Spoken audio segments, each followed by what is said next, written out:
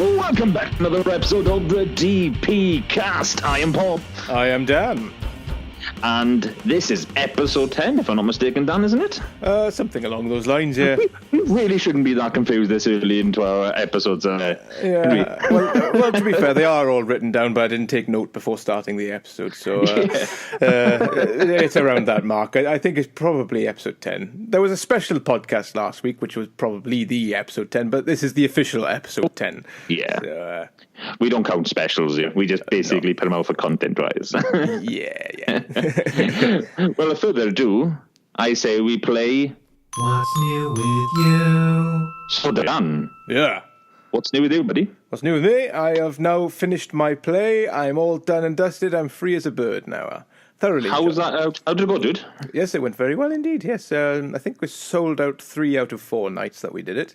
That's very cool. Yeah, it was good, and it went down pretty well, I think. So, gave the audience a good scare and a jump, and it was good. Yeah. Well, myself, I literally haven't done much myself, but obviously working and fucking dabbling about with the DPcast. But yeah. I think me and Dan have got a couple of big news things to be stating over to you guys.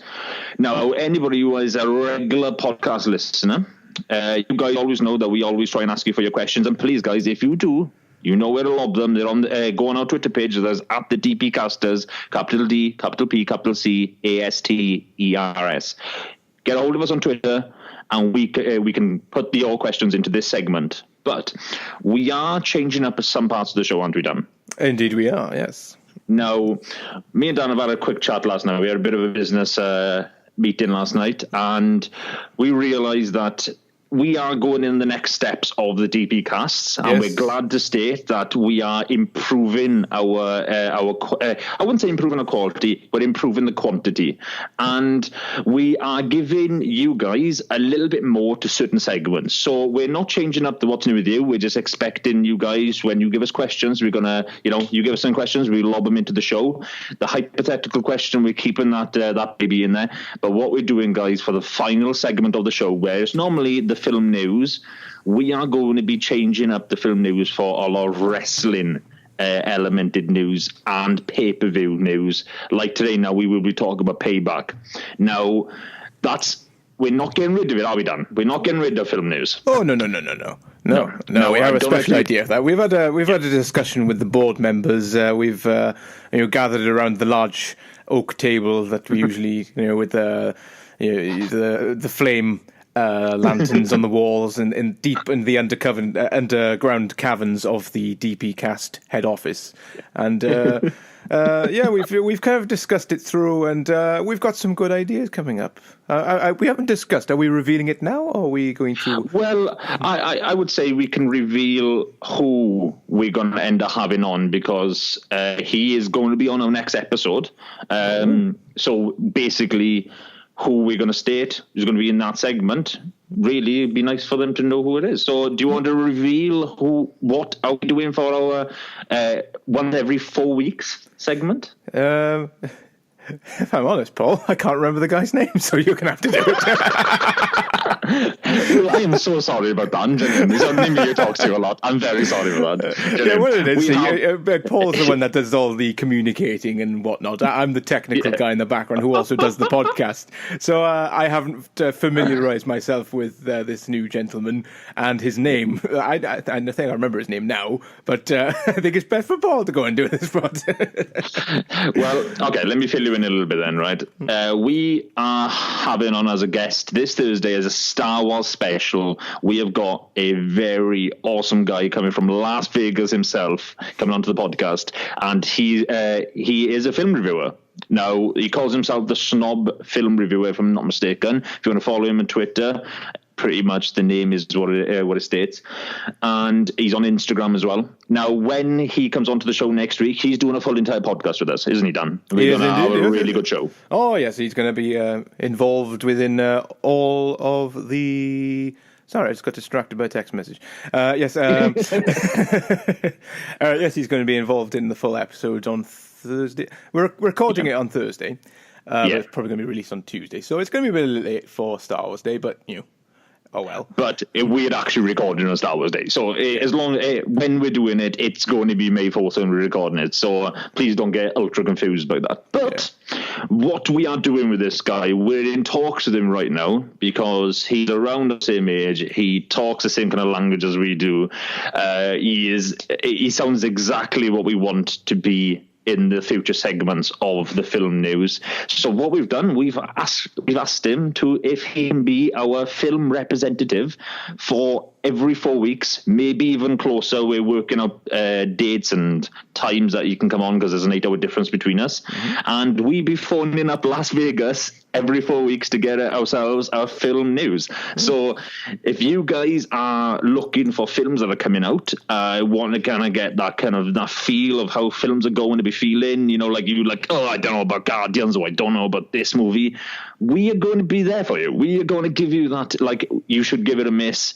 It's poor. This is amazing. So we're going to give you that direction. And I thought, me and Dan, we can't do that as good as what maybe a film reviewer could do it. Yeah, so, we've talked about it, haven't we? It was even though we both love films in two different ways. And it's quite complicated to discuss films in detail together because you're seeing one side of a film that I might not really pick up on, whereas I'm seeing a different side to a film that you wouldn't pick up on. So when we're talking about it, it's like we're kind of going down two different tracks, and it's like we're not quite on the same page yet. It's quite difficult to have a deep conversation about it. So to have a third member in who will do it for us and kind of be that little bridge, it'd be quite nice. So. Yeah, and on top of it as well, we've noticed in the film news segment is that there's a lot of news, and really we got to be to the state quo because we understand this. At the end of the day, the Marvel industry, the DC industry, it's the thing right now. So we got to talk about these movies because it's it's good for content. But we noticed it was slowly dying of its own agenda. Yeah. So we thought, how do we spice this up? And lo and behold, me and Dan really came to the evaluation of going, okay, let's look at this now. We got a film reviewer coming on. Let's have a chat back with him. Let's see what he can do. And next week we'll have a podcast with him, so you guys can really get a grip of Will himself. And then future podcasts down will be 4 weeks. Every 4 weeks we're looking at with him. Might be even sooner than that if we can. We'll be having a 15-minute segment with him, and he will give you the star ratings, ones not to watch, ones to watch, and we'd be really excited to see what comes of this, because it's always nice to have somebody from Las Vegas we're phoning up, right? Oh, well, it's like we got quite a few friends in Las Vegas, and no, that's bullshit. But but it sounds quite interesting. I'm quite enjoying it. It's no offense to you, Paul. We were talking about it last night. It's like we were. It'd be nice to have a bit more depth into the film because we both love films, but as I said, we both love films in different ways. I like watching all types of films, like old and new. And with you, I couldn't bring up Alfred Hitchcock because you wouldn't know what the fuck I was talking about. Whereas that's very true. So I'm quite looking forward to it. It brings a new ingredient in that would bridge up the little. Well, it doesn't. It doesn't. I agree with you there, Dan. It totally does. But me and you agreed with it last night as well.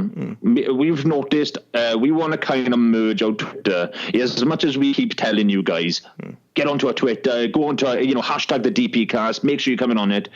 All we really do on our DPCast these days, because it's the main ingredient that we post about, and that's wrestling.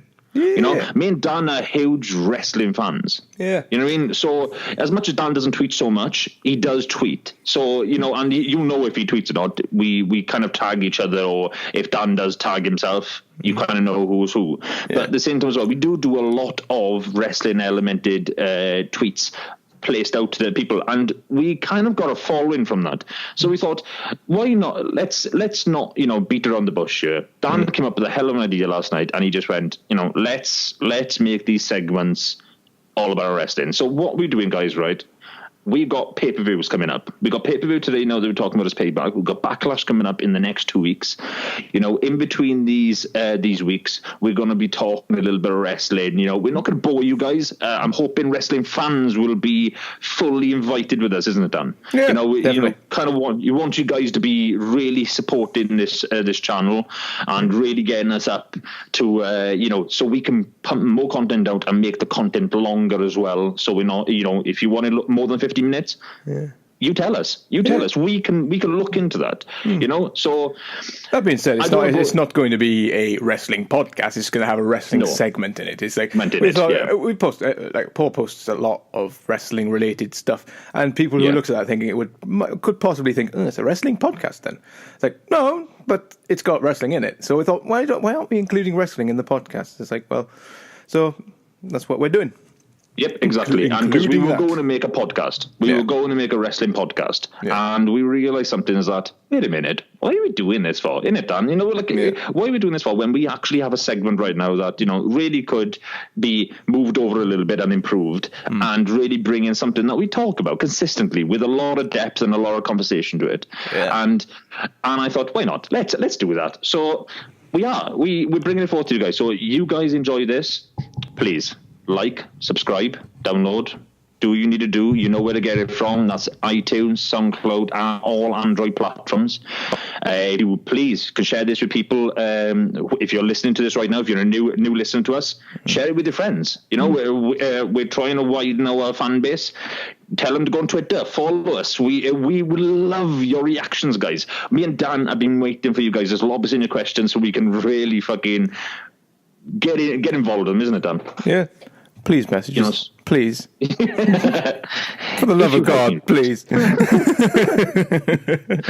Help us. Well, guys, in the next couple of weeks as well, I got a couple more surprises for you because, as I said, we are taking the DPCast to the next stage of our development, and we're proud to say because of your support you guys give us by listening to our podcast, by following us on Twitter, we're taking the DPCast to the next stages. So we be sticking that a little bit closer to the point where I got a couple of events coming up where you might actually be able to come and see me. So we've got that option on the table right now, and we've got a couple of competitions coming up as well in the next week or two as well. That'll be awesome. So let's not bother them any longer, I say, Dan. Yeah. And I just want to apologise to the listeners of this episode. If you're hearing a kind of clattering noise, it's the boom of my microphone. It seems to be not wanting to stay upright tonight. It seems to be lowering down gradually towards my crotch, as if it wants to give me a blowjob. So it's just not behaving itself today. So I'm just tightening the little knobs and stuff in it to stop it from lowering all the time. I think I've sorted it out now. So if you have I haven't heard any thought. No? Oh, fair enough. That's all right. Maybe I got away with it then. So, you know. Yeah. You know, so for the last 13 minutes of this podcast, I've been going, stop it. Stop it. Behave. Oh my God, stop it. God, I'm busy. Come on. You guys. I know another segment that me and you need to be placing in here. What's that then? And this is, we got called out by another podcast. Oh, did we? Country Buns. Oh, we did indeed, yeah. No. We had Ash from Country Buns in the last episode we had. The last proper episode we had, yes. And we got Lars coming up very times. Well, we should have Lars on in April, but who is the other co-leader of Country Buns podcast. But he was in Japan at the time, and we couldn't get him on. And he's been quite busy since. So we'll have him on in the inevitable future now, because we're quite busy running for the next 2 or 3 months. But they called us out in the episode 11, if I'm not mistaken. It was an episode of theirs. They called me and you out, and that is they have a game slot on their podcast called the G Spot. I'm sure it's called, right? And when I was on there last, it's kind of like how can I put this? It's like you pick a number from one of their categories, and you got to argue with the point. Like they will state, "Are you a vegetarian? You're a vegetarian, but you got to basically defend them for 30 seconds of why they're awesome." And then the person who's on the other side, that should be the other part of it, would be vegetarians are ridiculous, but you can mention meat and you can't mention other products. So it makes the conversation a little harder. Okay. So we thought now, since they're lobbing us the baton that we got to try to accept, we accept you. Yes. Country Buns, we accept you. We will be on your accept podcast. your challenge. Yes. But we lay something towards you guys. Now, me and Dan, we're not the best freaking, off the ball thinkers. I would say for both of us, for like a 30-minute segment, 30-second segments, really argue the point. I assume I ain't anyways, because I've tried it and I'm fucking piss poor at it. But I think me and you talked on that. We're both not 100% of that, but we still want to do it. We would accept a challenge, but we're gonna make it a little interesting. Oh yeah. So we, our side, will have another 5 couple of numbers. So we'll have 5 numbers for me and 5 numbers for Dan. So when we pick one of their categories, they get to pick one of our voices that we have to argue with. So that could be Elmo. It could be Yoda. Vegetarians are good, yeah. Or it could be Dan, where he's got to talk like a pirate. You know what I mean? It could be. Oh, was that a window for me to talk like a pirate? Is it? I don't know. Well, I did try there, Dan. Well, I'm totally sorry. I'm a vegetarian pirate. You see, we don't eat meat on this hearty sailing boat of ours. We let the fishes roam free. Now, see, guys, that really does make that part of ours quite funny. Yeah. So we've noticed that Paul's good with the voices impressions. I'm good at creating shitty characters, basically.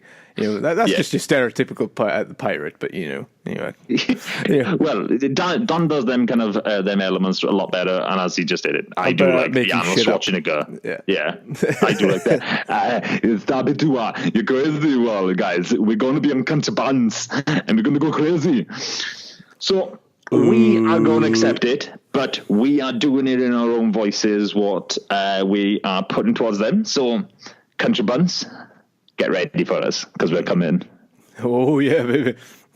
We're coming hard. All over your face, neck and chest. We're coming hard, baby. Like lightning. Now, further ado. Oh, go on, Dan. You got anything else to say? Or? No, fine. I'm fine. Oh, sorry, dude. Sorry. I thought you were coming in to say something else, then. No. I was being stupid. Further ado, guys, right? Sorry, I'm going to interrupt you one more time. Yeah, go on. No, just in terms of being a pain in the ass. You must have said it without further ado about 5 times now. So I thought, one more time just for luck. Let's get into Hypothetical Corner. You are entering the Hypothetical Corner. So, Dan, Hypothetical Corner. Yes, now, I'm going to pick this question. It's a bit disturbing. Oh, okay. Right. I do love my old disturbing hypothetical questions. Oh, he's going dark. Oh. Give it to me. Get ready for it, all right? Yeah. Okay. Would you rather watch your parents have sex for 10 minutes for 10,000, or for the rest of your life you have sex with your parents at present? Sorry, you have sex for the rest of your life. You have sex, but your parents are present. Mind punctuation. So, either watch my parents have sex for 10 grand. Yeah. Or have sex with any woman. Any woman. But your parents are going to watch you. I'll have to choose option B for that one, I think. Yeah. It's something I could probably. But this is for the rest of your life, mate, as well. So every time you freaking flop it out and you have sex with this incredibly hot woman or whoever the circumstance might be, right? It could be even your current your girl. Your parents would appear in your bedroom, a little startled, and you're going for it. It's probably something I could grow accustomed to. It's like at first it'd be like very it's very off-putting. But you could always chuck a blanket over their head and they can't see anything. If they gotta be there, then you could just blindfold them. Yeah, but that's for the rest of your life. I don't know how I answer this one, because this one's. So if I'm having to watch my parents have sex, does that mean I never get laid ever again either? What do you mean? Well, if I have to watch my parents have sex, does that mean I'm not getting any? Not with the parents. Oh, but No, right. Let's assign some crinkles out of this sheet here. Right. Yeah. If you watch your parents have sex, Yeah. you get the £10,000. Yeah. And that's it. You don't have to endure that ever again. You just have to watch them once. All right. Then I suppose I'll do that. I can always close my eyes. So. Stop it, the noise. Kind of doing the fetal position in the corner. You Going, don't get. Or for the rest of your life, they watch you, but it's free. I think I'll take the 10 grand then, I suppose. Because if it's only once, it's one little. I told you it's disturbing. I told you it's I know. There's no right answer to this. Yeah. But that depends, though. Do I get to choose the woman? If you choose the woman, do I get to choose anyone at all to sleep with? Anyone? I'll plonk that into the hypothetical. Okay. You can choose any woman you goddamn 12 choose. You know, like you goddamn please. Sorry, fucking words today, sweet Jesus. So it could be Amy Adams, but the catch is your parents are going to watch. It could be fucking your favorite fucking girl from films. What's her name? Fucking. Well, Amy Adams is my current one because Emma Stone's won an Oscar now, and I've kind of. Well, oh my god, Dan, are you fucking serious? Yeah, well, it's like she's. I always had my heart out for Emma Stone. I thought, she's a talented girl. She's going to win an Oscar at some point. Now she has. It's kind of like, well, she's got that now. So my hopes are going up for Amy Adams now. She's my second fave. So. Dan, you're about. You're an absolute. I'm not gonna lie to you. This is a cringy question. I'd have to go for A. I just have to get over done with. Literally A done with, and literally take. Oh my god. Yeah, I have to go with A as well. I don't care if it's some. I can always try and entice Amy Adams at a later time. So. So it's not even just that, like the 10,000 will have to be going on therapy. So, it's. I'll tell you that. If you did kind of watch your parents have sex, then if I did approach Amy Adams and then said, I just had to watch my parents have sex, it's probably not going to go down too well with Amy Adams. She's not going to want anything to do with me. Not that I could entice her at all in the first place, but, wishful thinking. like the aspect is like sort of like you've gone from I'll be with Amy Adams. Oh yeah, she won't give me any joy. She'll never look at me. You've just gone from such a high. You swear you just went off a cliff the way you were just going down. I don't know. My train of thought went from I just at a click of a finger have Amy Adams, but my parents are going to have to be there, or I could just endure watching the folks have sex. For 10 grand, and then I'll just buy a plane ticket to LA or wherever the fuck she lives, and just kind of like, hey. Now, there is a grim aspect. There is a very grim aspect you could place to option B. Yeah. Now, I'm going to place it there just so it's in the back of your mind. Okay. If you kill your parents, they don't have to watch you have sex there anymore. Well, one of my parents are dead, so really, I'm all right, really. So. Oh, fuck yeah. Wow, that was dark. That's all right. So you're going to go one to go, eh? Yeah, well, it's... I don't know. Your mother coming in with her crochet needles. Oh, hello, Dan. What are you doing, Dan? Mom? No, I mean, but, she wouldn't... God, I don't like this topic, Paul. I don't like it. Make it stop. Oh, Christ. I think we've come to an agreement on this one. I say option A, leave it there before our minds start going into darker places, for Christ's sake. Right then. Yeah. We're quite far into the podcast you, now, Paul. So I say I told you it was a dark one. I told you. Yeah. Bastard. Well, further ado, guys, I say we get into our newest part of the show, and that is the wrestling pay-per-view segment. Pay-per-view review. So, Dan, yeah, we watched Payback this Sunday just gone. We did indeed. Well, actually, you watched it on Sunday. I watched it on Monday because I forgot. Well, okay. Let's get something clear. Yeah. I did watch it. Yeah. But I fell asleep on the 10th match. Oh, which match was that? The last 3 matches started to become fucking dreary, boring. But I have rewatched it. And that is the fucking Braun Strowman fucking Roman Reigns match. Oh, I like that. It was not a bad match.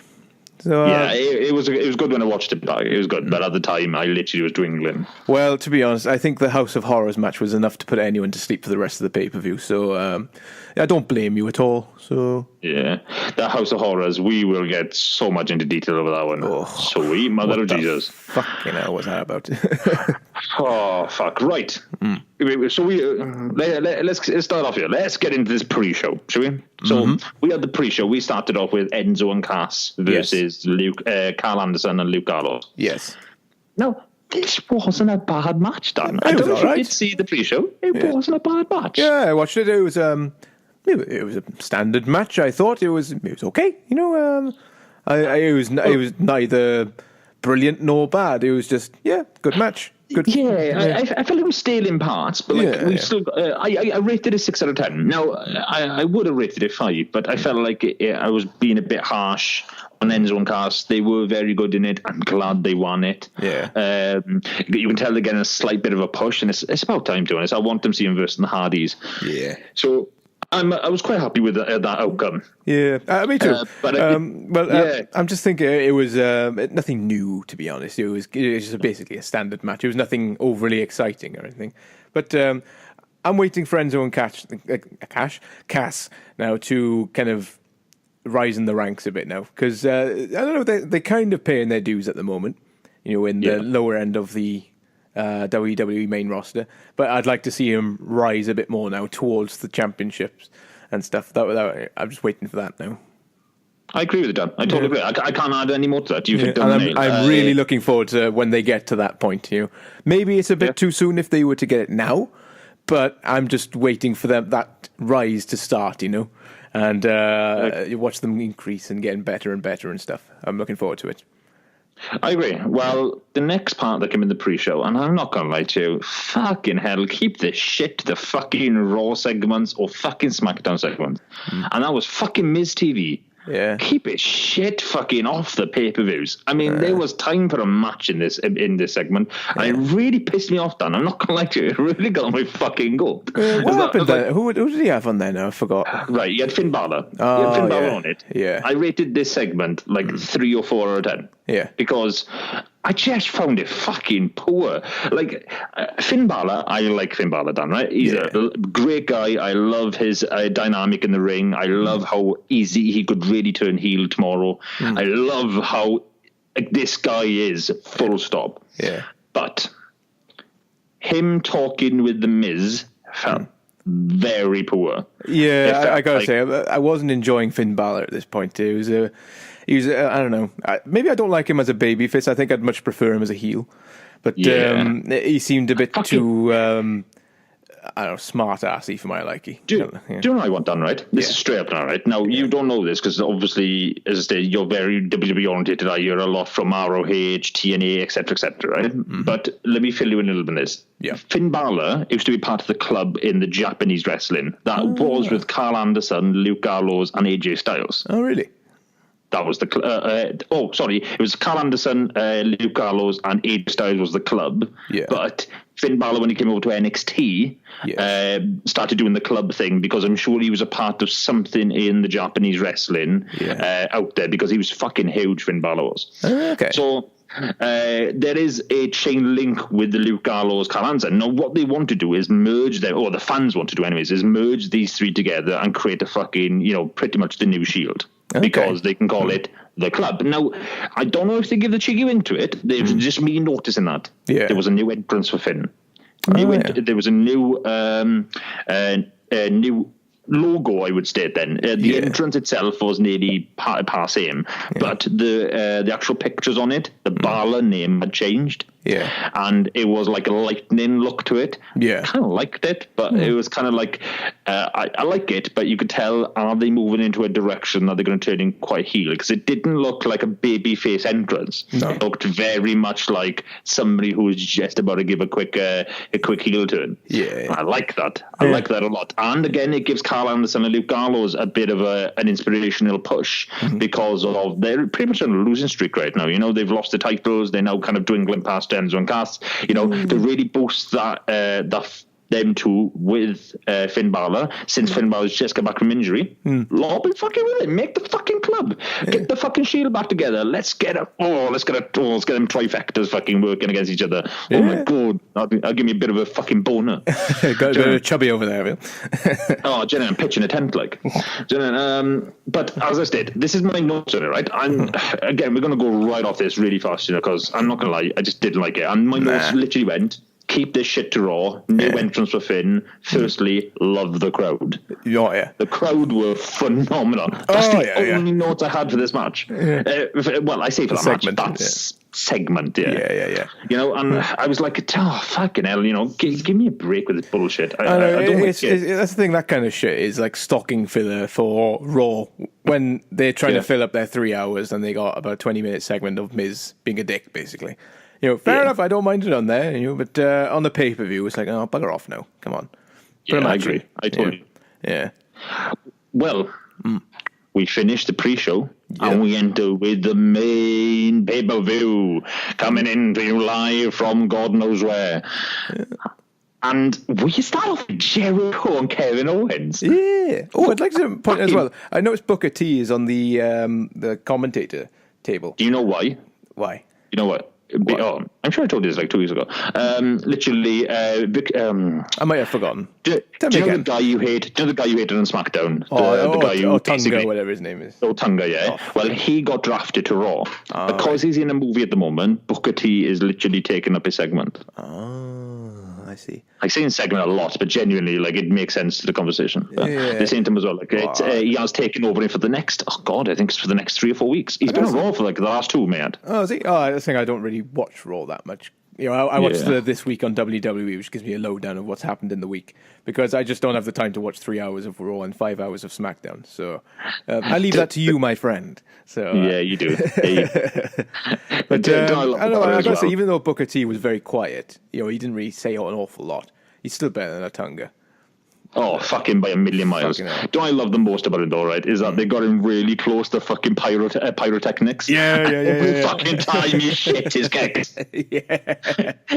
Literally, like you can see Michael Cole and something going, we're really close to the pyrotechnics here, and Booker T just shit himself. That's funny. Yeah.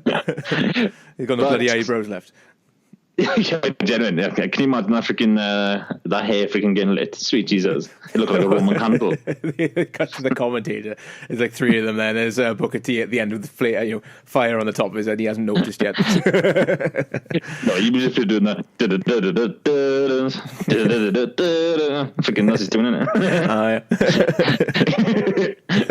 I'm sorry, Dan. Freaking placing in theme teams here. You're probably one of the donkeys. To be honest, I haven't got that far because I'm watching the old WWE stuff, and I haven't got that far yet. Booker T hasn't come into it yet. So, although I will say, I got to the point where Steve Austin broke his neck. So, or should I say, Owen Hart broke Steve Austin's neck. Owen Hart. Fucking, I seen that. Fucking on the WWE. WWE placed it up on their Twitter or fucking, I can't remember where. Yeah. But they placed it. Holy shit. Fucking, I didn't realize it was that fucking bad. Yeah, man. I was watching it. I was thinking, is this the one? Because I remember on Steve Austin's podcast, he said that Owen Hart dropped him on his head.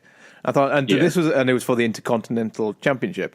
And I got to the pay-per-view and they're thinking, okay, this is Owen Hart versus Steve Austin, Intercontinental Championship. This must be the one then. And lo and behold, it was. And you see him drop him on his head, and you can tell something is fucking up. Even Owen Hart knows something is up. He's looking at him going, like, is he all right? And Steve Austin did say it was the worst, when you kind of roll up, I think, a roll-up pin down or whatever you call it. It was the worst one of those ever, and it was. He was so weak, he couldn't barely move. And he pulled Owen Hart's trunks really weak, and Owen Hart just fell backwards, and he won. But it was like, oh my God, that was awful. But something was definitely up, and it was quite sad, really. It's like, oh, My Steve Austin. Well, I'm not gonna lie to you, genuine. That move, no wonder why you got banned. I mean, genuine, like that is a fucking like. There's the tombstone, so your knees kind of take the impact. Yeah. The fucking flying tombstone that his fucking legs go in front of him, and the fucking head goes between your crutch and your ass. Yeah. Holy shit! Yeah, that was a hell of a. That was just straight onto your head crunch. Yeah. How the fuck did they allow that to go by? I don't know. I think maybe there was some way of making it safe, but Owen Hart didn't do it on that occasion, probably. So I don't know. Well, before we go further into our rabbit hole, let's get back into the pay-per-view. Oh, yeah. We started with Payback. We got ourselves the first match, Jericho versus Kevin Owens. Oh, yeah. Fuck, this is a fucking good match. Now, I don't want to go into the wrestling part of it first now, right? Let's start with the entrance, right? Yes. Firstly, Jericho scarf. Was fucking incredible. Yeah. And I did notice that, is he forming a bit of an alliance with Dean Ambrose or something? Because he got him a new jacket, didn't he? With like loads of fucking Christmas lights on it. It's quite funny. Right. Okay, I'll give you what did occur with that, right? Now, there was past history with Jericho with Ambrose, where Ambrose actually destroyed one of his jackets, his £15,000 jacket. That was fucking hilarious. So, as now the Miz is in the middle of the ring for that part you just mentioned now, where he gives him the jacket. Mm-hmm. Jericho comes down. He's doing his TV show. What's it called? Talk Jericho. Yeah, God, I can't remember that. Yeah, Talking Jericho. Then Talk is Jericho. No. Do you know like when he goes in the middle of the ring and he does his the highlight reel? Highlight reel. Yeah. Fucking hell, I can't believe it. I just forgot that. But still, Miz came down and Miz was like, no. It's going to be Miz TV. Miz TV, fucking, they roll up all that bullshit. Fucking Jericho's pissed. Yeah. And at this point then, Ambrose comes down and goes, Jericho, I'm sorry, but Miz, pretty much go fuck yourself. And then as he did it, he just goes, we're going to turn this into the Ambrose Asylum. And he ends up changing the show again. Now, in between this point, he goes, Jericho, I like to free will my move. And Jericho's obviously, going with the flow this time because obviously he's changed positions since the last time they were against each other. And he just goes, I like to give presents to my people. And Jericho's like, you still owe me 15 grand for that, mad. And he just goes, I got a present for you. He pulls out this fucking blazer with Christmas lights on it, dude. It was goddamn hilarious. It was like a shoddy version of his flashy 15 grand jacket, but it was like, it looked funny. So. But the crowd were loving him that night. Jericho was well over with the crowd that night. Yeah. And Miz was like, no, this looks crap. Yeah. And going, you can already imagine the tangent. So they ended up making a match then. There was Miz versus whoever the hell he ended up having. I can't remember who he had. And it was Jericho with Ambrose versus Miz and whoever. Yeah. And that's what kind of. So that's the only alliance they had to it. I don't think there was any more than that. I did like another segment I watched. It was Miz dressed up as John Cena and Bella and all that. And Dean Ambrose comes and says, thank God it's you. Thank God you beat the Miz and what's her name? And I was like, because those guys are just jerks, and all that. I was like, hey, Dean, it's us. It's the Miz. It's like, oh. Well, in that case, that was the first draw after the shake-up. That was a great one. That was great. He just comes rushing out and he thinks probably pretending he's thinking it's John Cena. So he's like, in that case, doom. It's great. I thought timing was perfect in that. It's great. Well, now you mentioned a bit of the shake-up. Yes. The one thing we noticed with SmackDown's shake-up is that Kevin Owens went over there. Now, Kevin Owens went over there and he's got kind of a new image. He's got a look, isn't he? To go back onto the tape, I do. But this is where I'm now slowly hitting it, and that is that I don't mind the old Kevin image, the Kevin Owens image with a new kind of like, a new look inside the ring, so it's like a more like corporate kind of version of Kevin Owens. Yeah. I like it. I think it's cool. Yeah. But this is the huge but. It comes to Payback. We're still on the first match. Jericho's come out with a new scarf, and then Kevin Owens comes out with a new fucking entrance, and I hated every goddamn second of it. It looked dreadful. The fucking floor had his face on it. He had this fucking... Oh, my God. It looked like... Oh, bloody hell. Yeah, the floor. It looks like a funny mirror, or one of those apps that makes your face look fat. Do you know what he looked like? Yeah. He looked like that freaking guy from Ghostbusters 2. When his head goes massive on the picture. Oh, yeah. Because the camera angle wasn't right for the floor, was it? and it just made his chin look huge and look hilarious. I gotta say, and not in a good way either. It was hilarious. Fucking change it if you're going to carry on with something like that, because you can't have that on the floor. It looks dreadful. Yeah, I agree with you totally in that one. Now let's get into the wrestling element to that match. I will start off by saying good match. It was a good match. It's one thing I didn't like about it. Owen did the pinky finger on the rope thing again. It's like, okay, we had that in WrestleMania. You don't need to do it again. That's the only thing I didn't like about it. But yeah, I will give maybe a devil's advocate. Fuck words, Jason. Devil's advocate, yeah. Devil's advocate, yeah. You know what I mean, right? Yeah. Is where that was good to see it, because what then occurred that was when Jericho just fucking pissed and then just lost his shit on Kevin Owens. Yeah, true, I mean, he put the hand in between the stairs. He fucking came back in. I'm not gonna lie. I came into this match. My actual thing was like, one of my bullet points was light up scarf. Second one was, sadly, we know Y2J isn't going to win, but good match anyways, right? Yeah. And I stated that about 2 minutes before the match was just about to end. Yeah. And then, the other one is like, hate Kevin Owens thing. And then it's sort of just, after that, like, I placed it down before he placed that finger onto the rope. Yeah. And then I was like, oh my God, Jericho's actually having a turn. Like, he's pressed, is it like when he pressed Y in the game? Like, he just had he's just come back with a bit more momentum. Yeah. I was like, why is Jericho winning this for? Jericho's leaving. So next thing, lo and behold, Jericho wins. Yeah. And is the new United States champion. I don't get what they're doing with him, because he's, even on his podcast, he's giving away the tour dates and stuff like that. He's going soon, definitely. In the next week, even. You know, it's like, how are they going to do, how are they working this then? So it's quite a mystery. So now he's a part of SmackDown. He's part of SmackDown. He's the United States champion, but he's leaving. Yeah. Now, he either loses it tonight, because when we're recording this is Tuesday, he either loses tonight on SmackDown Live, what the fuck happens? I'm a bit dumbfounded. Like, I'm not gonna lie, I was actually kind of happy for him to just lose the match, because, you know, it made more sense for it. You know, Jericho's going to give his fucking tangent of what, Kevin was going to give his tangent of what he's going to do on SmackDown. You know, I beat Jericho, meh. Yeah. That makes sense. It makes for a good storyline for him then to go in with a different character, because Jericho has to leave. Yes. Jericho then doesn't have to then have an awkward encounter then on SmackDown with him again, because it's kind of depleted now. Like, that match has kind of done its run. Yeah, we've had it in WrestleMania. We've had it again now. Leave it be now, isn't it? So, well, and we had a kind of roadblock running up to it, where he counteracted him for Goldberg winning the champ. Oh, yeah. You know, so like, we kind of had a lot of it since the Friendship Day. What's it called? The one they done a Raw with a picture. Festival of Friendship. Yeah, something like that, isn't it? Carnival of Friendship. Well, I can't remember. Yeah, I know what you mean, though. Yeah. I rated this match 7 out of 10. I enjoyed it. It was a very fucking consistent match. I mean, for a starter match, I have to give it huge props. It was as good as what I thought it was going to be. It held it. Might possibly have enjoyed it just as much as the WrestleMania one. Yeah, I agree with that. Yeah. I agree with that. It's exactly what I would have thought on that. Now, so we don't go in any more of this one. Let's go to the next match, because the next one was another WrestleMania match. Yes. And that was Austin Aries versus Neville. If I'm honest, I went to make a cup of tea. I didn't watch this one much. I can give you a fill-in on this one now, because I enjoy it. Like, I enjoy the both characters. Now, there's not many in the 205 lineup that I'm a huge fan of. When it comes to Austin Aries and Neville, I'm actually a very big fan of. I tell you who I do like is the guy with the umbrella. I've forgotten his name.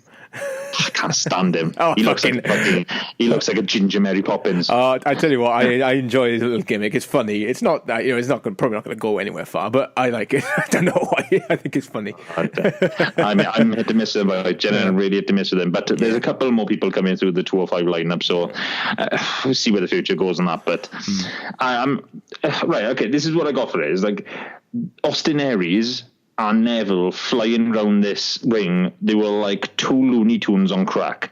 Like, I've never seen two superstars be so whippedly fast and so what's the words I'm looking for here? Like, when they were flying around the ring, like off each other, like off the third row, on the top rope, then freaking bang, doing this cartwheel to that flip to this and this. You should was watching like Chinese gymnasts on the freaking go. Yeah. It was a good match for the full. I don't know. It's really hard to describe it, like, because it was a good match for both players. But I kind of wish I watched it.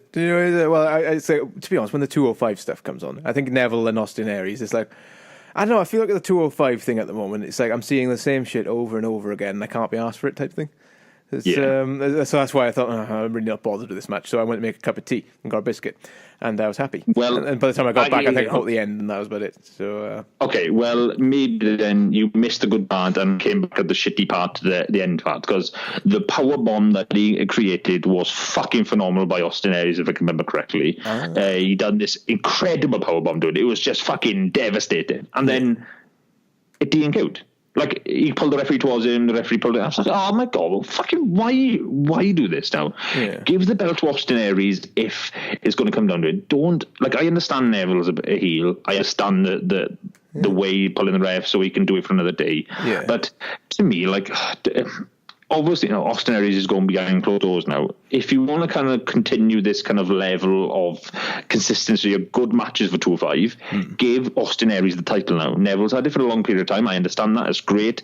He's given a massive dominant factor to that category of people who are fighting for the Cruiserweight Championship. Yeah. But I don't know. Like, to me now, there's only CJ Perkins that could really title themselves up now with the title and look good with it. But I'm not gonna lie, do genuine. I don't know where 205 kind of, like, 205 has a very weird dynamic, and the way WWE at the moment is by placing like Jinder Mahal as number one contender and all that kind of shit. Like, they're in a very weird position. Like, at this very moment, I don't know what WWE are going to pull out of their pocket next. And I would say I enjoy that, but at the same time as well is that they're not doing it right either. Like, there is people who want these number one title shots who should deserve it, like Sami Zayn, Dolph Ziggler, etc. Yeah. Somebody like Jinder Mahal does not deserve this title shot, and fucking ruined one of the matches coming up into this. To me, ruined the match that was already piss poor and made it 5 times worse for me. Yeah, I gotta say, you said Sami Zayn and Dolph Ziggler. I gotta say, I'm not a huge fan of them two. I don't like them that much. It's like, I like them as people, possibly, but as wrestlers, I don't enjoy them. I just, when I see them come on, I'm thinking, it's there's interesting to that now, because you haven't seen much of Ziggler running up into the point where you started watching wrestling, and you never watched NXT to see Sami Zayn from the start to where he is now. So you've really come in about halfway with both characters, and it's maybe why you have such a interesting dynamic on them two characters, like the way they are. But you felt something similar to AJ Styles, isn't it? Similar, I gotta say, AJ is still he's growing on me now. He's at first I despised his guts, but and he's growing on me now. He's doing his own thing, and it's quite nice. I quite like it. And I could be honest, there was a time where I thought Dolph Ziggler was getting good when he was having his second chance or whatever that nonsense was all about. And I thought, I like his. He's being quite a bit of a badass. I quite like it, And I thought, perhaps he's going somewhere with this. But now he's just kind of fallen back down again, and it's. All right. The only time Ziggler was good is when Big E and CM Punk's missus. Oh fuck, what's her name? Oh yeah, you were watching her at that time. I can't remember her name, but they were like a trifecta, and fuck, they were dominant, man. Yeah. And that's when he won his World Heavyweight Championship. The crowd went fucking ballistic. It was the Raw after WrestleMania. All right. Incredible match, genuinely, dude. He came on and the crowd just fucking lost their shit. He's got a massive support. I mean, he really does. Yeah.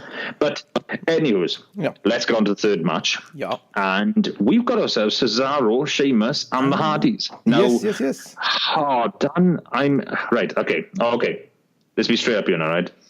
I love both sides of this one again, because Cesaro and Sheamus I've grown a massive fond of. I like Cesaro and Sheamus, but I don't like Sheamus. I gotta say, I like them as a tag team, and that's about it. I don't like Sheamus. I just something about Sheamus. He goes through me. I don't know why. Maybe because he's so pale. I don't know. No offense to the boy, but I don't like him that much. And it's the whole the lads thingy. I don't like it. Piss off. Well, there's a couple of things in this match right now, and there's the Hardys as well. The Hardys, we got a lot of Hardys. The Hardys are just fucking immense. I mean, I love the point that we're actually getting broken Matt Hardy. What if you don't know who that is?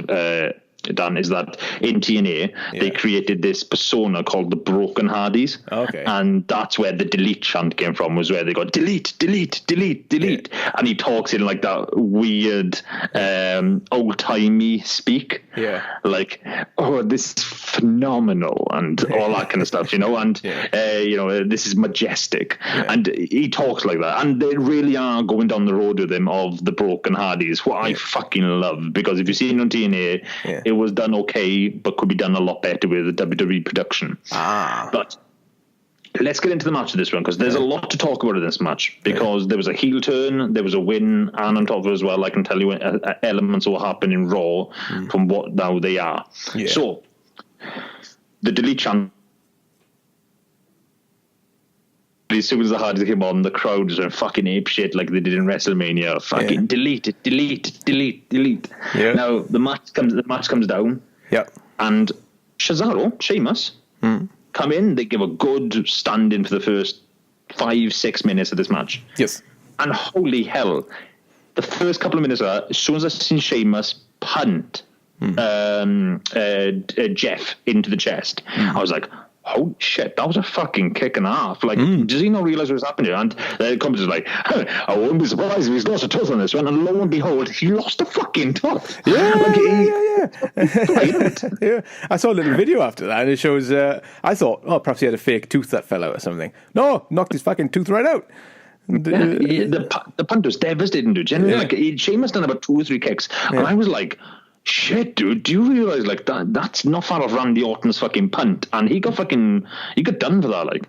And lo and behold, he fucking clocked fucking Jeff Hardy and fucking Gob, like, and really fucking took down Tooth clean out. Yeah, man. Yeah. I mean, I think he said that his front teeth were wiggling as well, he said. And he gave him a right good bloody shove in the mouth.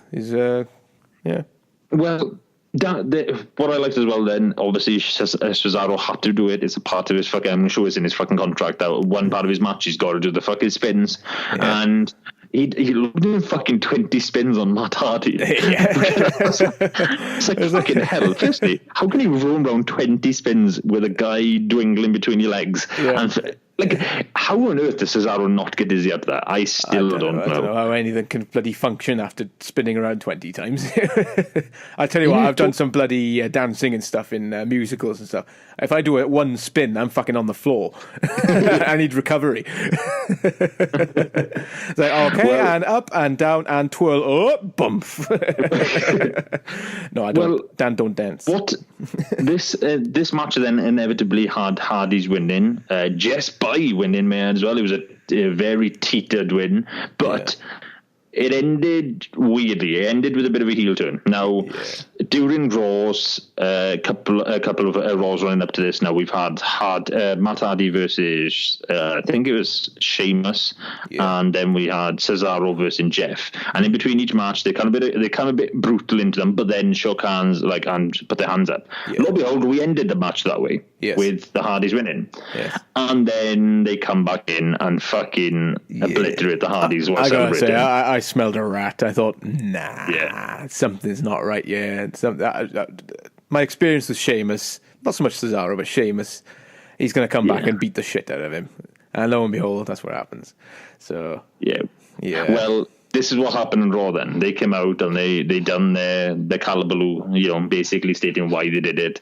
And they've now got a kind of like a new look to them as well. They both had like these bouncer jackets on, and one had Ireland, one had the Swiss flag on. And they kind of had like this bouncer look to them. And then they put their thumbs up towards each other. So like one thumb heading to the right, one thumb heading to the left. And they went, "Where the bar?"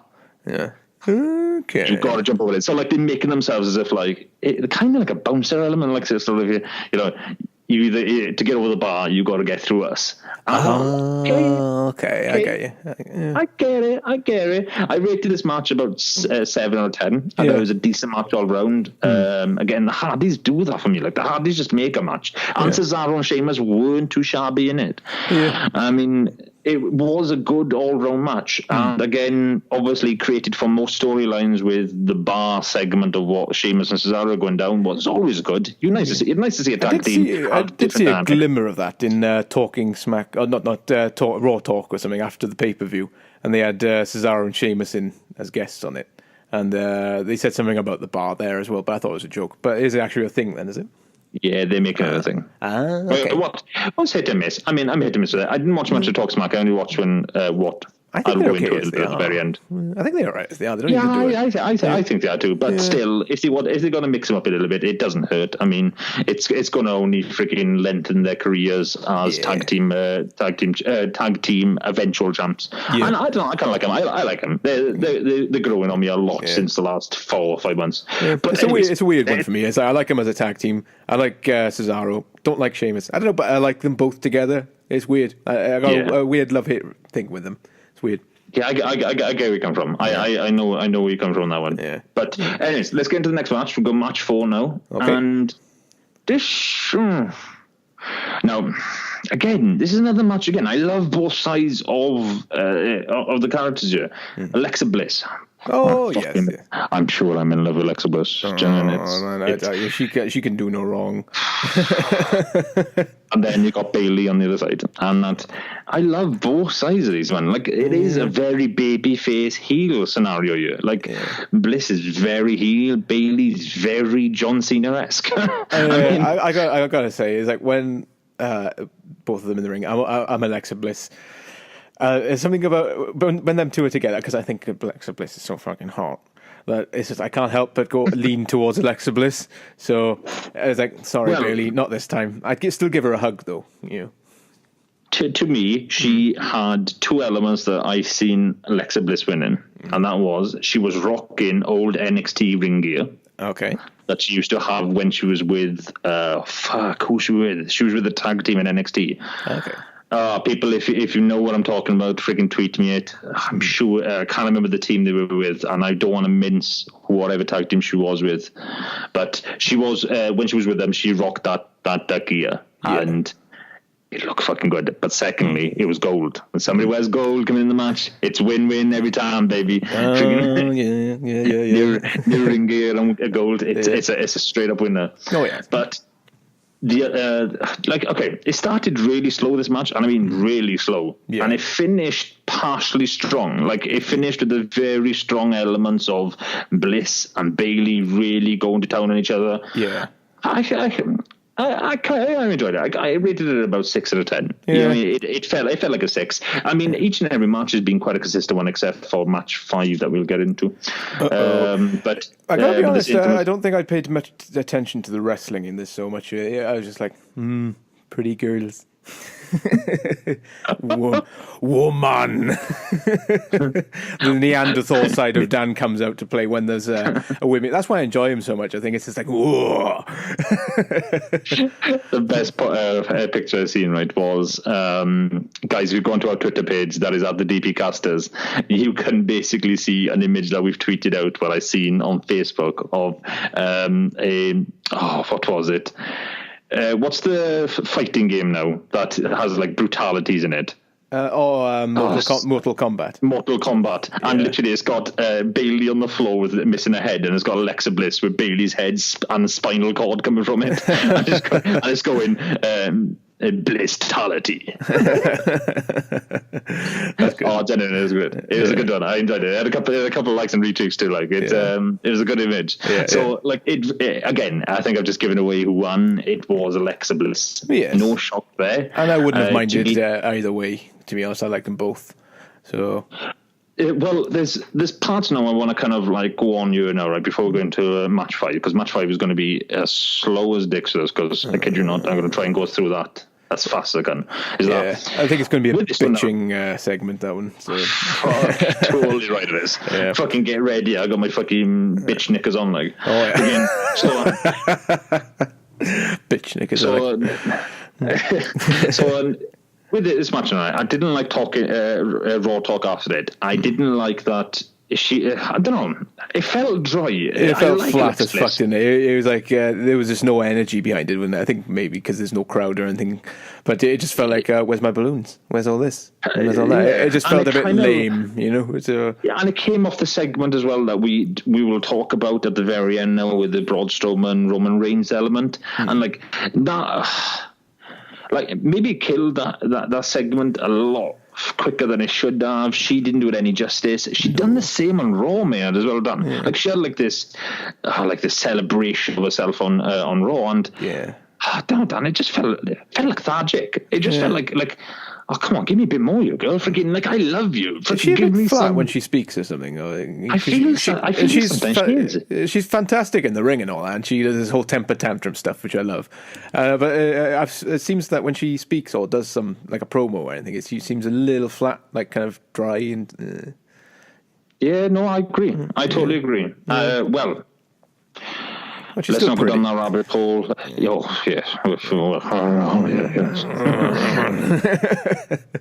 But, anyways. Yes. Match 5. Right then. House of Horrors, Bray versus Randy Orton. Felt like Where the fuck do I start? Felt like I was watching a B movie horror film at 3 a.m. on the Horror Channel. It was shite. Get this in, right? Yeah. This is my rundown on my bullet points. Okay. Now, it shows how much I showed this. I rated this match 2 out of 10. I would have given it 1, to be honest. It was just a little shit. I would rate it 1 after more information that I had from it, but this is what I got down on the sheet. So I'll keep it to the 2, but yeah, I can agree where you could stay where I could probably stay. Where I'm just absolutely sick of this bloody angle they're trying to pull off. It's bollocks. It's been bollocks since they started it, and it's bollocks now, and if anything worse. It's like maybe there was some little glimmer of hope for it at some point, but I've never liked it. It's a pile of shit. Drop it. For fuck's sake, drop it. Shit. It doesn't work. They're trying to go through this whole fantasy thing. Like it worked with The Undertaker because he's The Undertaker. Now the whole fantasy thing, the phenomenon thingy here is not working at all. Leave it alone. Kill it. Yeah, that's my side of it. Well, my points were like, this looks like a budget movie. Money on this is pre-recorded days before they enter, and this is pretty fucked up because there was elements in that house that, again, should it be on a pay-per-view? Yeah, I mean, it was this is meant to be a family-friendly type thing, and it's like. You don't kind of show that stuff. It's like I think the dolls with all the mutations and stuff was the part I thought that was fucked up. That was a bit okay. That's a bit dodgy. That was fucked up. It was fucked up. It's still a bit shit, to be honest. It was just like, but it states budget movie. I mean, genuinely, like WWE have a lot more. I felt like they had more in their sleeve to really pull a better element that they could have put into this segment of then going in and this fucking part was boring as fuck. I was watching it. I was thinking, Jesus, why am I watching it? Even from the start when Randy Orton pulls up and it's got the camera angle, is that you can tell from the offset it's not live at all. Just by the way Randy Orton's a bit of a shit actor. And it's like, let's go into the house. It's just like, for fuck's sake, here we go. And it reminded me a little bit of a match between Undertaker and Mankind, where they had a boiler room match. And they were basically in the boiler room of the arena wherever they were. But at least that was live. It was a bit shit, but at least it was live type thing. Yeah, I get you. But this was just blatantly not live at all. It was done a few days before, probably, and it was crap. So. I would say done a little more than that, because let's get now that they leave this match after Randy Orton the fridge lobbed on him. Fuck, if you watched it, you were a supporters from probably us, and if you enjoyed it, well, you like shit parts too. fucking WWE because that was fucking abysmal. But Each anyways, to their own. If you liked it, fair enough. But I didn't. Yeah, innit. Well, I'm not gonna lie to you. After this point, it really had me a little bit like, freaking. I felt a bit blah after it. Now we went to match 6, but we won't go to match 6 yet. We will go to the part that occurred after match 6, and that is Bray Wyatt arrives in the arena and then has the entrance music. Now, okay. This is where it gets a little weird for me because I even stated at the point why the entrance music. Yeah. And then as soon as he got in the ring, obviously I was expecting Randy Orton behind him. I just didn't know how he was going to come out. Obviously, when the entrance music died down, it made sense. But has anybody noticed that Randy Orton had enough time to go from the house after being a fridge dropped out to have a shave and clean up before actually getting into the ring? Yeah. That was quite interesting. And on top of it as well. Yeah. And on top of it as well, then what ruined it 5 times more then is when them whoever the fuck is with Jinder Mahal at the moment, them fucking 2 little leprechauns that were with him. They fucking came in, fucking dwindled around with already a shit match, what we wanted over with. And is there anything Jinder Mahal can do? Because he came in with the fucking title that he stole from SmackDown from the SmackDown Live the week before. Yes. That he went off in the limousine in. Yeah. He hit him across with the title across his head. He didn't even hit him right with the title, dude. I kid you not. You look back on the replay. Anybody watching this, look back on the replay. He doesn't even hit him right with the fucking title. Yeah. I mean, this match was fucking podged 24/7 through it. I mean, oh God, this was a piss poor match. Yeah. And obviously, Bray Wyatt wins. About fucking time Bray Wyatt wins an actual match that is his own. Yeah. I mean, if he didn't win this match, it'd be a fucking little bit disturbing, wouldn't you think? Yeah. But anyways, what match did I watch? I can't remember. There was a match where there was a 3 count pin, but his shoulder was clearly up. I couldn't remember which match that was now. What you're talking about in Payback? In Payback, yeah, there was a match where I can't remember if it might have been Kevin Owens. I can't remember, but someone's shoulder was definitely up because it's both shoulders on the mat, pin, isn't it? You're talking about, I know what you're talking about. You're talking about Roman Reigns. Oh, sorry. Anyway. I'm pretty sure it's Roman Reigns. And I'll explain that in a little bit when we get to that. Oh, no, it wasn't Roman Reigns. I think it was a bit of a shuffle type of thing where it's like he's trying to get out of the pin, but he can't. But his shoulder's definitely up. I think it might have been Kevin Owens. I can't remember. Right, I don't remember that part. Let's have a look on my list. I thought you mentioned. I thought you were mentioning about the Roman Reigns one, but I will talk about that one as well because there was an element of that I found a bit meh about. Yeah. Well, again, the crowd in that match as well was incredible. The crowd in this pay-per-view were fucking. Oh, they were devastating, but amazing. Yeah. This crowd needs an award. Genuine. It could well have been this much actually because. I can't remember. Anyway, let's move on because I can't remember. Right. Yeah. Okay. Well, the next match, would have been just after the freaking horrific budget movie Randy Orton's horror match would have been Seth Rollins versus Samoa Joe. Oh yeah. And all right. Literally, it was this match. Sorry, it was this match. Yes. Which who did it? Freaking was it Roman or no? Roman. Is it Seth or was it Samoa Joe? Seth won, didn't he? Yes, he did. Yes, and he was pinning Samoa Joe, but Samoa Joe's shoulder was clearly up. I could see. And right. Yeah, and they pinned 1, 2, 3, and Samoa Joe's shoulder was up, and it's like, okay, his shoulder was up. So. Yeah, I even placed on the very bottom of this one, cheeky win. It was. Okay, right, get this in, right. Talk about Mean Dan Clock, something that a lot of people might not have done, to be honest, but it's quite funny that you did. That I literally got as a bullet point, Seth in the slow motion footage, you see him saying, motherfucker. And it cuts off as he's just going to say fuckers. Because Samoa Joe drops on his bad leg, which looked fucking painful. Anyway. With his back, mate. I would not be surprised if that was real, his reaction to it. Because literally he went up, dive bombed mid-air. Now we all know the flexibility of Samoa Joe. This guy who can fly around the ring. Yeah. He done a standing position and fell back with his back onto his leg, and all you see is fucking Seth Rollins going, Initially, when you first see it, you can hear him saying You don't quite hear the F word, but later on, you see a replay of it, and you don't need to be a lip reader to see what Seth Rollins is saying is Yeah. Oh, this was a very physical match, man. I tried to laugh my ass off when I saw it. It's just his face, his eyes popping, and everything. He was like, motherfucker. It's amazing that me and you didn't even talk about that till like last night, and you mentioned the exact same thing I had down on a bullet point. Yeah. That was incredible. Now, I rated this match 7 out of 10 because I felt like it needed it.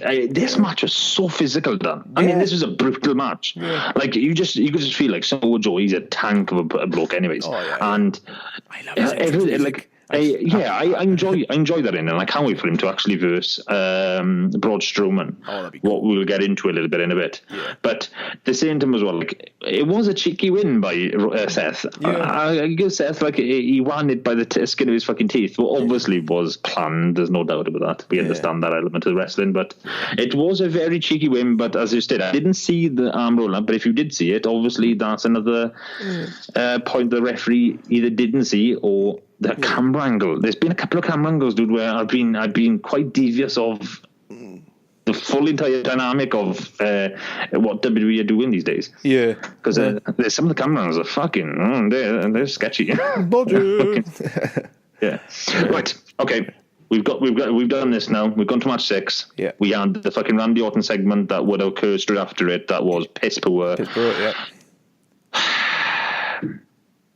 Then we had Roman versus Strowman. I liked it. Holy shit. Like, I don't even... Like, I rate this match 7 out of 10. Fair play to Roman. I don't know how much them injuries were legit. It has been a bit of a devastating route running up to this pay-per-view. I got a feeling that if he wasn't injured there, he is now. Yeah. Well, that's what we're going to get to, you know, because... Okay, let's get the match. The match is good, right? That's all it was. It was a brutal match. It was good. Yeah, fine. Braun Strowman is a tank. He pretty much chucked Roman Reigns around the ring. And yes, it was a good match. I enjoyed it. But let's talk about the ending 5 minutes. Yep. Holy shit. Yeah. Holy fucking shit. First of all, you get Braun Strowman smack. Actually, Braun Strowman wins. Yeah. And then he goes and picks up the top half of the steps that go up into the ring. Yep. Chucks it into the ring, puts it on its side, and smacks Roman Reigns head first into the side of the steps, denting it. Yep. Then you think, oh, fuck, he's dented it. Shit. This part. And then, as Roman Reigns is lying on his back, Braun Strowman picks it up, bottom step first, and slams it down into his chest. Do you know what? At first limelight, I looked at that and I went, fuck. Oh, well, I don't know. That wasn't too bad. Next thing they did in slow motion, I was like, holy shit, he fucking abused him. Yeah, that's the thing. The thing is with Roman Reigns, he's got a bloody Kevlar on. I don't believe he's feeling anything at all when he gets stuff. Yeah. And when he's trying to sell like he's hurt, I don't believe him because he's got a Kevlar on. He didn't feel a fucking thing.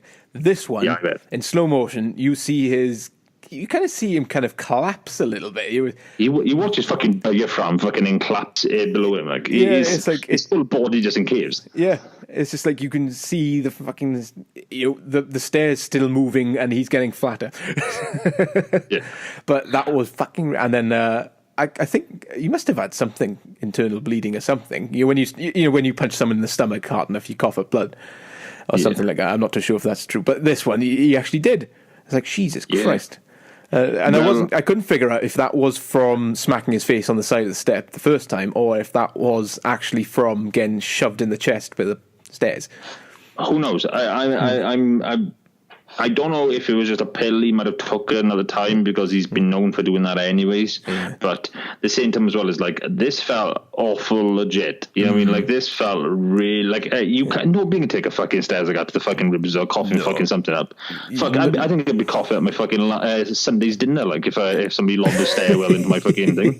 Yeah. It's what he did like that. most probably did damage. I mean, fuck, you can break a rib fucking for the slightest of things. He lobbed the fucking metal stairwell into his fucking abdomen. And it wasn't a case of just dropping it like most people do in wrestling, and it bounces off. It's like, oh, that hurt terribly, selling it, kept thing. That was a proper doosh, slamming down onto his chest. I think it made more for when you heard his when he was breathing in. Yeah. He had that. Yeah. I think for the rest of the pay-per-view, you don't hear it, but he's going out to the side of the arena and stuff like that. But then it continues on Talking Raw, whatever it's called.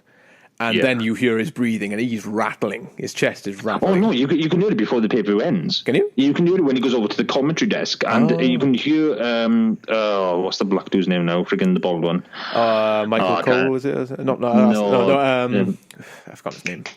Yeah, you know I got. And he literally said, I've never seen this brutalness. And as he's on the side of him, all you can hear is Roman just go, like, he really croaky, kind of like, I'm like, holy fuck. And next thing I ended up watching Talking Raw, and obviously he went into him looking a little more perky. So I thought, how much is this legit? And next thing just went down a 1D and then fucking spat blood all over the fucking wall. I was like, what the fuck? Yeah. But again, I don't know how much this part was all preset up as well, because the ambulance wasn't a legit ambulance. It had padding in certain elements of the ambulance. The boxes were timely placed. Yeah. There was parts of this match that I'm starting to wonder how much was it legit blood. So I don't know, but you don't take a blow like that without damaging possibly something. Yeah. The other thing I did notice as well is that in Brutal Rage, and I don't know how much this is a part of storyline either, is that I think they padded the door. I think when Braun Strowman went into the door, because he took off the front door when he tried to ram Roman. And I went into the boxes. What I was expected is there to be freaking like a comfort blanket. Oh, yeah, that was meant to happen. Kind of thing. But when he went into it, his head went down, and I noticed there was a metal piece on the door. And when he went in, he kind of went in quite weirdly. And Roman fucking belted that door 3 times into his fucking side of him. And I don't think Strowman firstly expected it, but I think maybe Roman was pissed, because I think he realized, like, Strowman took it too far. Like, he took it too far, and fucking, like, he shouldn't have done the stairs element inside the ring, like, and what caused most probably internal damage. Where I just noticed just in a Brutal Rage where you can't get that rage by doing it as an acting perspective. You can get brutal rage behind you to do the way he done that door. And fuck, you could tell, like, fucking something clocks Strowman, because he went off as if like a fucking crying little baby going, I'm so sorry. Like, you think about it, Braun Strowman's still very new. And I noticed when he did slam the stairs down, he didn't let go of it. He still had it in his hands. He just slammed it down. I think possibly he did it too hard. Yeah, I think so too. Maybe he was supposed to do it, but not that hard, because he crushed it down in his ribs. Well, let's not take away from the fact that Braun Strowman is like 6'10" or something like that. He is like, this guy's a beast. This guy's a monster. Like, and even like talking Raw talk, freaking they were dumbfounded, flabbergasted when they seen the brutal devastation that just happened to both components. Yeah, bearing in mind that it could still be acting and stuff, but at the same time, it felt genuine, and even if it was fake, I say it felt fucking dumb because it felt real. So yeah, it did. It did have a very real element to it. Anyways, guys. That's Payback. If you have to rate Payback, to what I've rated it here, I'm going to rate it about 6. Well, the House of Horrors really brought it down a little bit, but I'm going to rate it 5.5 out of 10. I'll give it a 6. I got to say, out of all the Raw pay-per-view, I felt like the Raw side of things, pay-per-view wise, have been a bit lacking. But this was definitely a better Raw one. Usually SmackDown takes the biscuit for the pay-per-views lately, but this one was definitely a step up. I enjoyed it, even though the Randy Orton fucking segment I hate. I'll agree with you on that one. I think a 5.5 or a 6 for me. Well, to be honest, if they took away the Randy Orton part, I would have rated it about 7, because it pretty much nearly had 7s across the board for the matches, and each and every match I enjoyed elements of it, except for that Randy Orton one. It was piss poor placed, piss poor mentioned. Everything they said running up into it didn't actually happen. It was different things. You don't have a 9 o'clock shadow in one picture and then have a clean shave 20 minutes later after being attacked by a religion. There's a lot of problems with that match and beyond it as well. But hey, You eliminate that, it was an incredible pay-per-view. Yeah. It was better than your normal standard pay-per-views you're used to. I'm just hoping Backlash can hold up to its own their side too, because may as well we got another Randy Orton match that I'm not happy with either, and that's with Jinder Mahal. And to me, I don't understand how fans are happy with this character being number one contender when there is a lot of people who should be number one contender. Where the fuck is Rusev? Like, why ain't Rusev freaking in this picture of it? He's still injured, isn't he? Why ain't Dolph Ziggler? He isn't. He's back. Oh, is he? All right. Yeah, he's on SmackDown, is he? All right. Well, I don't know. So I don't know. I don't. There's a lot of elements to play here, but still. Yeah.